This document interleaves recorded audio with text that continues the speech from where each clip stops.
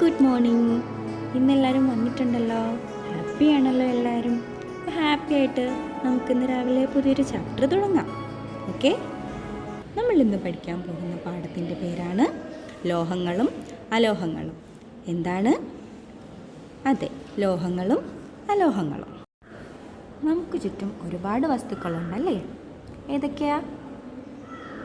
മരം, പ്ലാസ്റ്റിക്, വാഹനങ്ങൾ, കെട്ടിടങ്ങൾ, ഇരുമ്പ് പാത്രങ്ങൾ.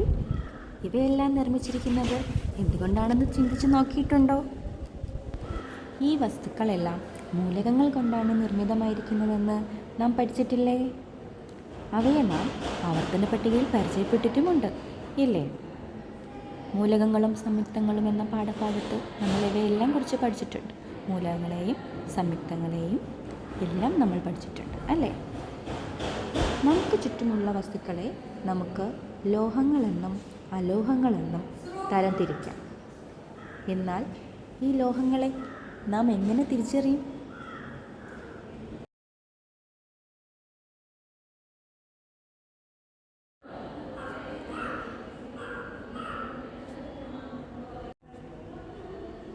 ലോഹങ്ങൾക്ക് അവരുടേതായ സവിശേഷതകളുണ്ട്. ലോഹങ്ങളെ അവയുടെ പ്രത്യേകതകൾക്കനുസരിച്ച് അഥവാ സവിശേഷതകൾക്കനുസരിച്ച് നാം പല ഉപകരണങ്ങൾ ഉണ്ടാക്കുന്നതിനും പലതരം ഉപയോഗങ്ങൾക്കായും തിരഞ്ഞെടുക്കാറുണ്ട്. ചുറ്റികയുടെ നിർമ്മാണത്തിന്, ഇലക്ട്രിക് കമ്പികളുടെ നിർമ്മാണത്തിന്, ആഭരണ നിർമ്മാണത്തിന്, സ്റ്റീൽ, അലുമിനിയം, പാചകപാത്രങ്ങളുടെ നിർമ്മാണത്തിന്, ബെൽ നിർമ്മാണത്തിന് തുടങ്ങി ഒട്ടനവധി ഉപയോഗങ്ങൾക്ക് നാം അവയെ ഉപയോഗിക്കുന്നുണ്ട്, അല്ലേ? എല്ലാ ലോഹങ്ങൾക്കും ഒരേ സവിശേഷതയാണോ ഉള്ളത്? അല്ല. ഇവിടെ തന്നെ നോക്കൂ, നാം പല ഉപകരണങ്ങളുടെയും പല സവിശേഷതകളാണ് അവയുടെ നിർമ്മാണത്തിനായി പ്രയോജനപ്പെടുത്തിയിരിക്കുന്നത്. നമുക്ക് ചുറ്റുമുള്ള വസ്തുക്കളും പദാർത്ഥങ്ങളും മൂലകങ്ങൾ കൊണ്ടാണ് നിർമ്മിച്ചിരിക്കുന്നത്. ലോഹങ്ങൾ മൂലകങ്ങളുടെ ഒരു പ്രധാന വിഭാഗമാണ്. ഹൈഡ്രജൻ, ഇരുമ്പ്, ചെമ്പ്, നൈട്രജൻ, സ്വർണം, അലുമിനിയം ഇവയെല്ലാം നമുക്ക് പരിചയമുള്ള മൂലകങ്ങളല്ലേ?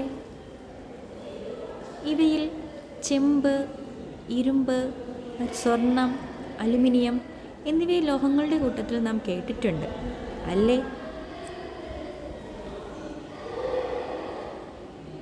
പ്രകൃതിയിൽ ഇവയുടെ സാന്നിധ്യം ധാരാളമായി കാണപ്പെടുന്നു. ഉദാഹരണത്തിന് സ്വർണം, ഇരുമ്പ്, ചെമ്പ്, അലുമിനിയം, അല്ലേ? നമ്മുടെ ശരീരത്തിലോട്ടൊന്ന് നോക്കൂ, സ്വർണം കാണുന്നില്ലേ? പിന്നെ ചുറ്റികയിലെ ഇരുമ്പ്, ചെമ്പ്, അലുമിനിയം ഇവയെല്ലാം നിങ്ങൾക്ക് പരിചയമുണ്ട്, അല്ലേ? എന്നാൽ നമുക്കിനി ലോഹങ്ങളുടെ ഭൗതിക സവിശേഷത എളുപ്പത്തിൽ പരിചയപ്പെടാം. വരൂ. മാലിയബിലിറ്റി.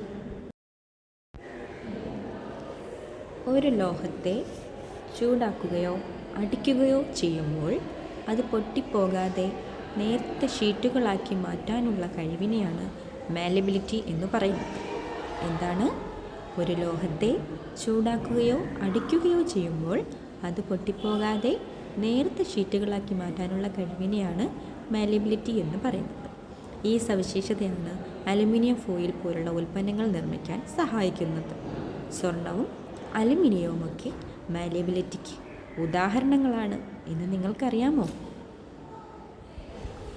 ഇരുമ്പിനെ ചൂടാക്കിയതിന് ശേഷം അതിനെ അടിച്ചു പരത്തുവാൻ സാധിക്കും.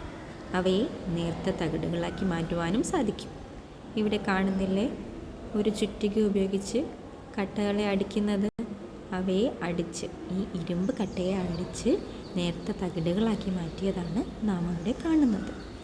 സ്വർണം, അലുമിനിയം, വെള്ളി എന്നിവയാണ് മാലിയബിലിറ്റി കൂടുതലുള്ള ലോഹങ്ങൾ. ഏതൊക്കെയാണ്? സ്വർണം, അലുമിനിയം, വെള്ളി.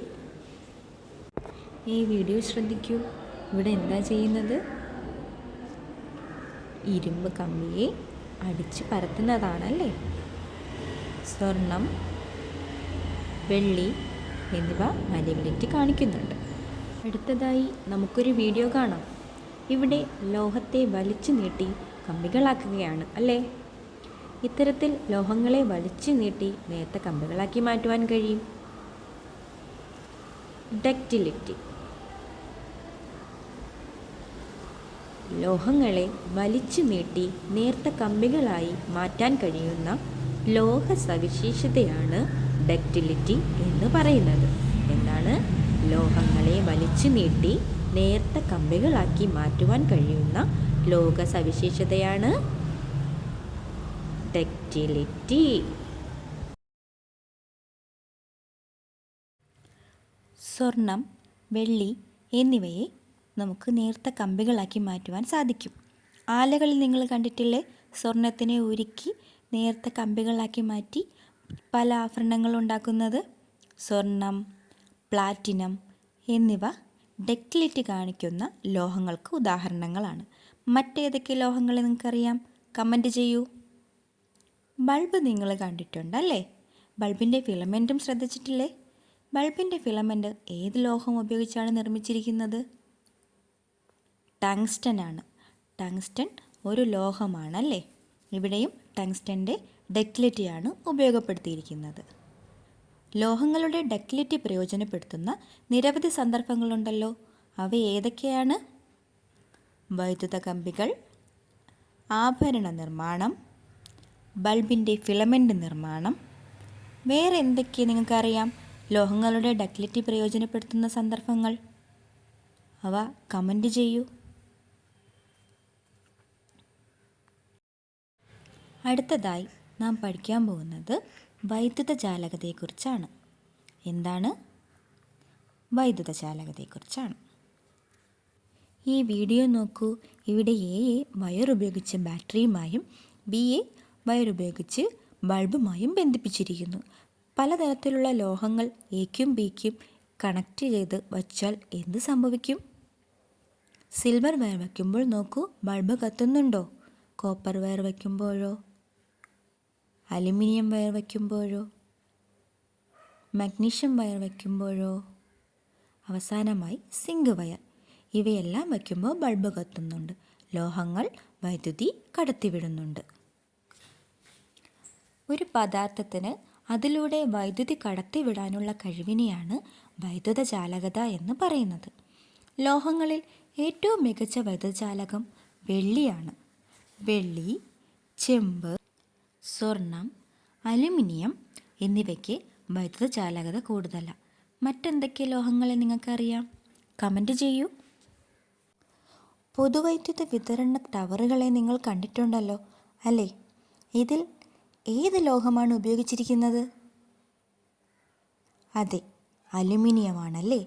അലുമിനിയം ഉപയോഗിക്കാൻ കാരണം എന്താണെന്നറിയാവോ? ഒന്ന് ആലോചിച്ച് നോക്കൂ. നിങ്ങളൊന്ന് കമൻറ്റ് ചെയ്യൂ. അലുമിനിയത്തിന് പകരം എന്തുകൊണ്ടാണ് വെള്ളി ഉപയോഗിക്കാത്തതെന്ന് എപ്പോഴെങ്കിലും നിങ്ങൾ ആലോചിച്ചിട്ടുണ്ടോ? ഉണ്ടോ? വൈദ്യുത ചാലകതയെപ്പോലെ മറ്റൊരു ചാലകതയാണ് താപചാലകത.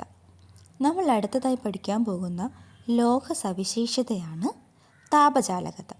താപചാലകതയെക്കുറിച്ച് നിങ്ങൾക്ക് എന്തെല്ലാം അറിയാം? എങ്കിൽ നമുക്കൊരു വീഡിയോ നോക്കാം. ഇവിടെ മെഴുകുതിരി, steel, brass, nickel, aluminium, copper എന്നീ ലോഹങ്ങൾക്ക് മുകളിലാണ് വച്ചിരിക്കുന്നത്. ഈ ലോഹങ്ങളെല്ലാം കേന്ദ്രീകരിച്ചിരിക്കുന്ന മധ്യബിന്ദുവിൽ ഒരു ബർണർ ഉപയോഗിച്ച് താപം കടത്തിവിടാനാണ് പോകുന്നത്. നിങ്ങളൊന്ന് ശ്രദ്ധിച്ചു നോക്കൂ. നിങ്ങളുടെ നിരീക്ഷണങ്ങൾ എന്തൊക്കെയാണെന്ന് കമൻറ്റ് ചെയ്യൂ.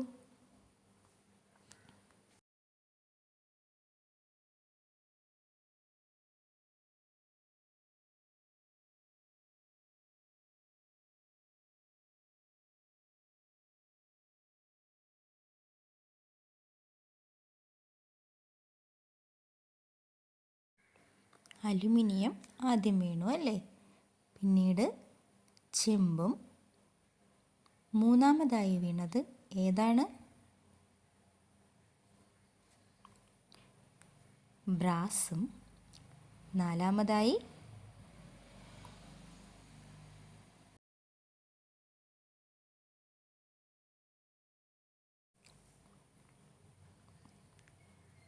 നിക്കൽ വീണു. അവസാനമായി എന്താണ്? സ്റ്റീലും വീഴും അല്ലേ? അപ്പോൾ ഈ ക്രമത്തിലാണ് ലോഹങ്ങൾ താപത്തെ കടത്തിവിടുന്നത് എന്ന് നിങ്ങൾക്ക് മനസ്സിലായോ? നിങ്ങളുടെ നിരീക്ഷണങ്ങൾ രേഖപ്പെടുത്താൻ മറക്കരുതേ.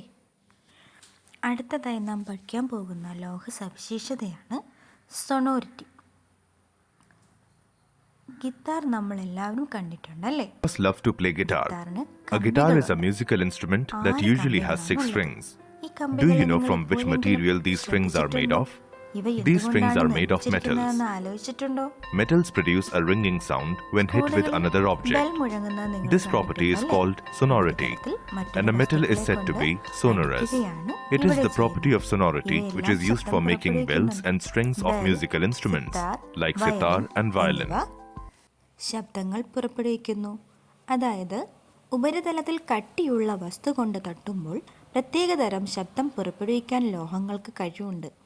ഈ കഴിവിനെയാണ് സൊണോരിറ്റി എന്ന് പറയുന്നത്. എങ്കിൽ അടുത്തതായി നമുക്ക് ലോഹങ്ങളുടെ മറ്റൊരു സവിശേഷതയായ ലോഹദ്യുതി എന്താണെന്ന് നോക്കാം. Metals like gold, silver, copper, etc. shine and reflect light. Hence, they are lustrous.